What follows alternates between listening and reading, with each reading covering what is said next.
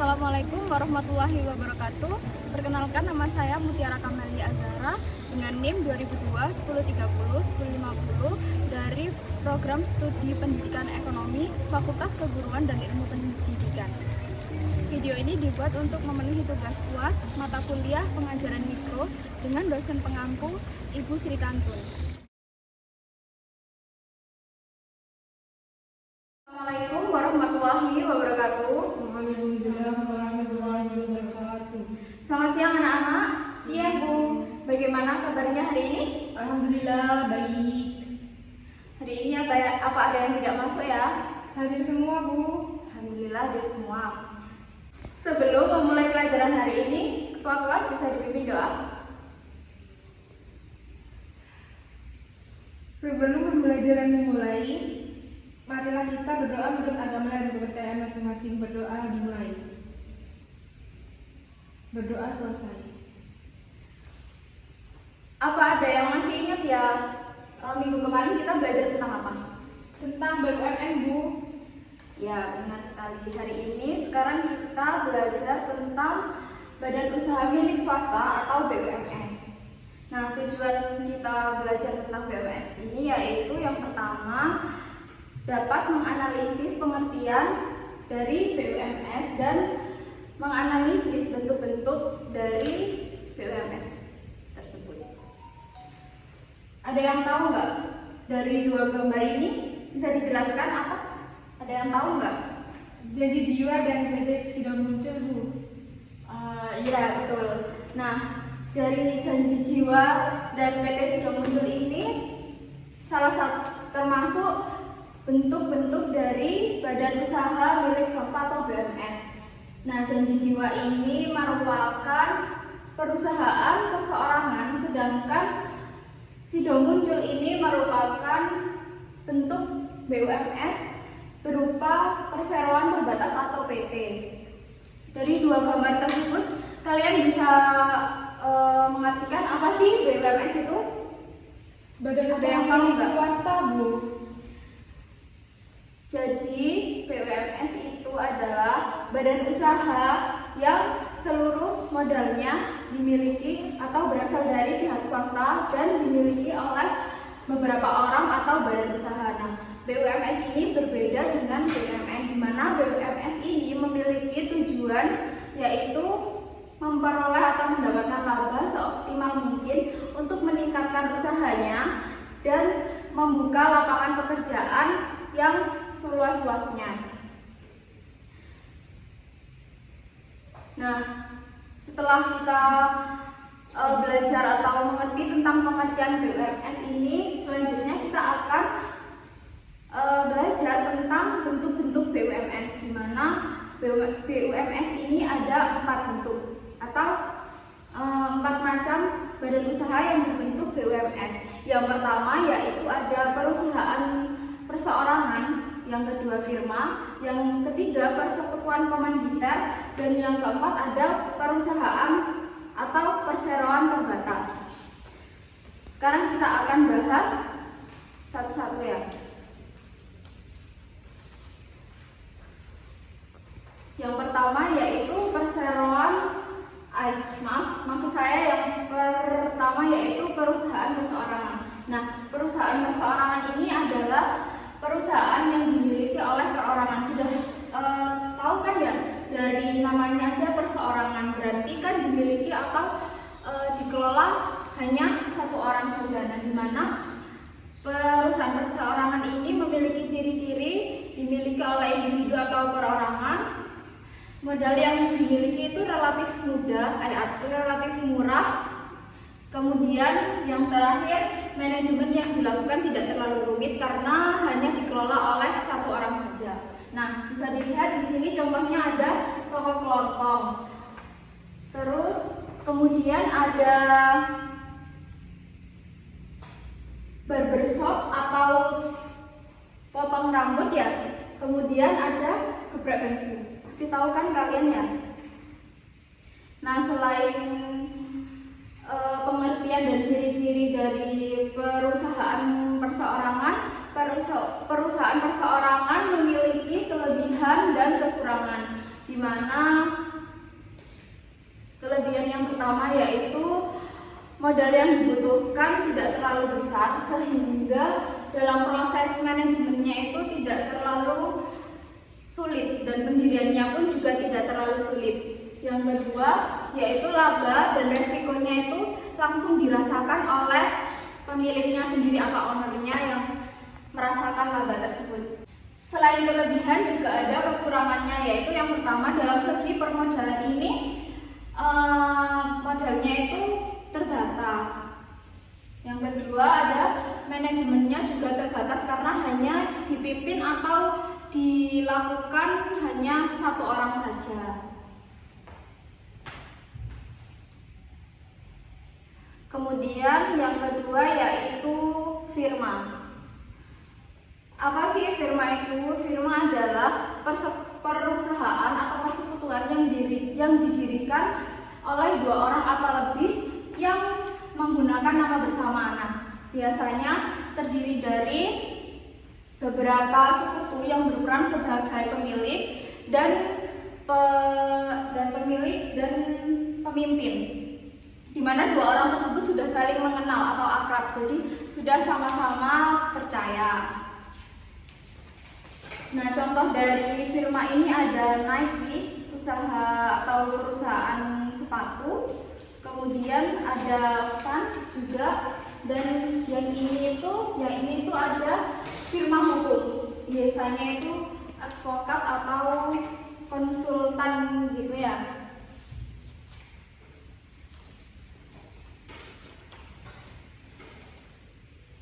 Badan usaha firma ini juga memiliki kelebihan dan kekurangannya masing-masing. Yang pertama itu ada usahanya yang lebih besar dari perusahaan perseorangan. Jadi firma ini usahanya itu lebih besar dari perusahaan perseorangan tadi. Kemudian yang kedua yaitu manajemennya lebih baik dari perusahaan perseorangan karena yang memimpin itu lebih dari satu orang, dua orang atau lebih ya. Yang ketiga, perusahaan firma ini tidak dikenakan pajak. Selain itu, kekurangannya yaitu keberlangsungan usahanya itu tidak bisa dipastikan karena tergantung dari kesulitan antara pemilik dan pemimpin itu tadi. Yang kedua yaitu rentan terjadi perselisihan, terutama pada saat pembagian laba yang diperoleh dari firma tersebut. Yang ketiga yaitu ada persekutuan komanditer atau biasa disebut CV. Nah, CV ini juga didirikan oleh dua orang atau dua sekutu, di mana sekutu lainnya sebagai pihak penyedia dana dan sekutu yang lainnya yaitu sebagai pemimpin atau yang menjalankan operasional perusahaannya. Nah, dalam CV ini ada dua sekutu, di mana dua sekutu ini biasanya disebut dengan sekutu aktif dan sekutu pasif. Nah, ada yang tahu nggak apa maksud dari sekutu aktif dan sekutu pasif itu apa? Tidak ada yang tahu, Bu. Jadi sekutu aktif itu adalah sekutu yang menjalankan semua kegiatan operasional perusahaannya, sedangkan sekutu pasif yaitu sekutu yang hanya menyerahkan modalnya saja kepada sekutu aktif, seperti itu.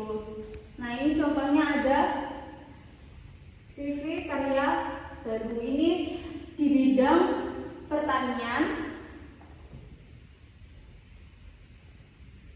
Nah, yang kedua ini ada CV Peniti Jaya dan CV Usaha Maju ini di bidang jasa.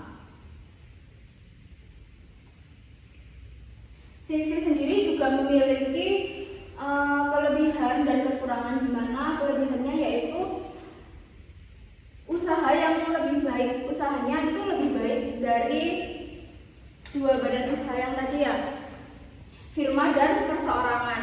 Yang kedua itu manajemennya, dari segi manajemennya juga lebih baik dan perusahaannya itu lebih besar dari perusahaan perseorangan maupun firma. Dan yang ketiga itu lebih mudah dalam memperoleh kredit. Selain kelebihan ini juga ada kekurangannya, yaitu pemimpin lebih dari satu orang sehingga relatif karena dilakukan oleh 2 orang atau dipimpin oleh 2 orang tersebut ya. Selanjutnya kita akan membahas tentang yang terakhir, itu ada perseroan terbatas. Nah, perseroan terbatas ini adalah badan usaha yang berbadan hukum resmi yang dalam pendiriannya didirikan oleh 2 orang atau lebih, yang modalnya berasal dari saham-saham yang diperjualbelikan. Nah, contohnya ini ada PT Gudang Garam. Pasti kalian udah tahu semua kan ya PT Gudang Garam itu.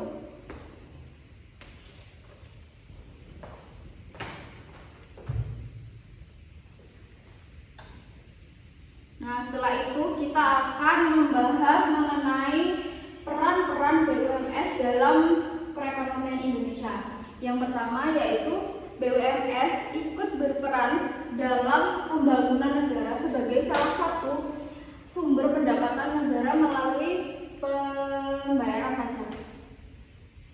Jadi BUMS ini berperan dalam pembangunan negara karena sumber pendapatan negara didapatkan dari pembayaran pajak tersebut. Yang kedua, BUMS ini bekerja sama dengan pemerintah dalam kegiatan perekonomiannya. Yang ketiga yaitu BUMS mengelola sumber daya ekonomi yang tidak diolah oleh pemerintah. Dan yang terakhir ada BUMS. BUMS berperan dalam meningkatkan devisi berupa atau non migas untuk membantu pemerintahan. Jadi BUMS ini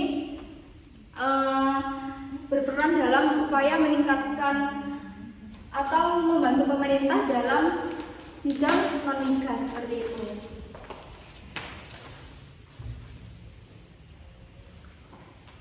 Nah, dari sebelum kita masuk ke kuis ya, dari penjelasan saya tadi, apa ada yang mau ditanyakan? Apabila ada yang belum memahami, silahkan yang mau bertanya. Saya mau bertanya. Ya, silahkan Febrianti.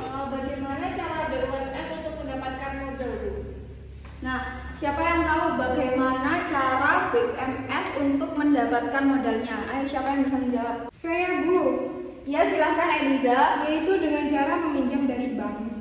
Nah, betul sekali. Jadi BUMS itu mendapatkan modalnya yaitu dari meminjam kepada pihak ketiga yaitu bank. Ada yang bisa ada yang mau bertanya lagi? Saya, Bu. Ya, silahkan. Apakah setiap BUMS itu mempunyai tujuan yang sama? Ayo, siapa yang bisa menjawab? Apakah setiap BUMS itu memiliki atau mempunyai tujuan yang sama? Saya, Bu. Ya. Tidak, Bu. Tidak, setiap BUMS itu tidak memiliki tujuan yang sama. Tetapi secara umum itu hampir semua BUMS itu mempunyai tujuan yaitu mendapatkan keuntungan yang sebesar-besarnya. Betul sekali. Jadi BUMS itu tidak memiliki tujuan yang sama, tetapi mereka memiliki tujuan yaitu memperoleh keuntungan atau laba yang sebesar-besarnya. Ada yang mau ditanyakan lagi? Saya, Bu. Ya, silakan Febrianti. Mengapa BUMS itu dapat membantu mengurangi jumlah pengangguran? Ayo, siapa yang bisa menjawab mengapa BUMS itu dapat mengurangi jumlah pengangguran? Saya, Bu. Ya, silahkan. Nah, karena dengan adanya BUMS itu dapat membuka lapangan pekerjaan baru yang dapat diberikan bagi para angkatan kerja. Iya, betul sekali. Jawaban dari Francisca sudah betul. Berarti kalian dari sini sudah memahami ya apa yang sudah saya jelaskan tadi. Sekarang giliran saya yang bertanya ya ke kalian. Tadi kan sudah saya jelaskan tuh satu-satu apa saja bentuk-bentuk badan usaha milik swasta atau BUMS. Sekarang bisa dijelaskan atau nggak perlu dijelaskan, disebutkan aja apa sih macam-macamnya atau bentuk-bentuk dari BUMS tersebut, satu-satu aja. CV. Ya, CV atau persekutuan komoditer. Yang kedua, firma. Yang ketiga, perusahaan perseorangan. Kurang satu nih, apalagi ayo.